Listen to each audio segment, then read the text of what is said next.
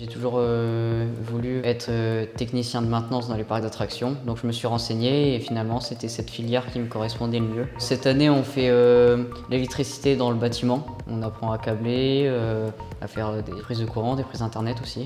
C'est assez diversifié parce qu'on a des cours à l'écrit, mais on a aussi beaucoup d'heures d'atelier. Ça permet de remettre en pratique ce qu'on a appris dans le cours. On est sur un projet de caméras, donc c'est 4 caméras de surveillance. On va les brancher sur une petite simulation de maison qu'on appelle l'espace 3D.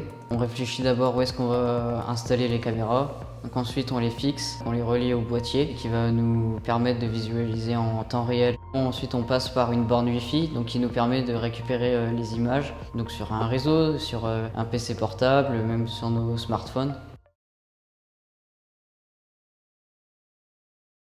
Durant mon stage de 3 semaines, je l'ai fait avec un artisan électricien, donc il travaille aussi dans l'électricité du bâtiment.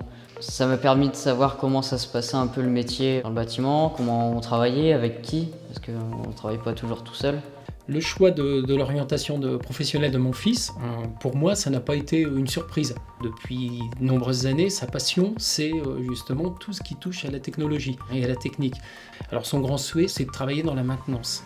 Donc quand il a voulu s'orienter sur un côté professionnel, ça ne m'a pas surpris du tout.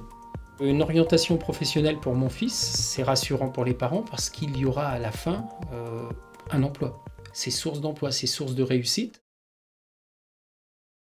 Après mon bac, j'envisage de faire un BTS maintenance.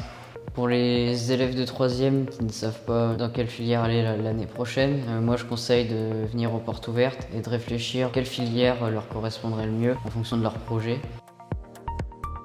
Moi j'ai poursuivi en BTS maintenance suite à mon bac pro électrotechnique. Au niveau des cours techniques, il n'y a pas de grande différence, c'est juste plus approfondi. Par contre au niveau des cours au général, on a du soutien pour réguler le niveau en maths et en physique-chimie. À la suite de notre BTS, que ce soit en initiale ou en alternance, c'est le même diplôme qui ouvre les mêmes portes dans le monde du travail.